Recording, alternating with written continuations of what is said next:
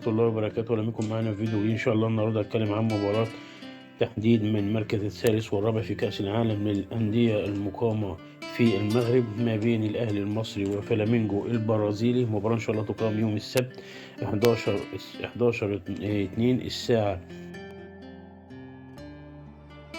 السعودية.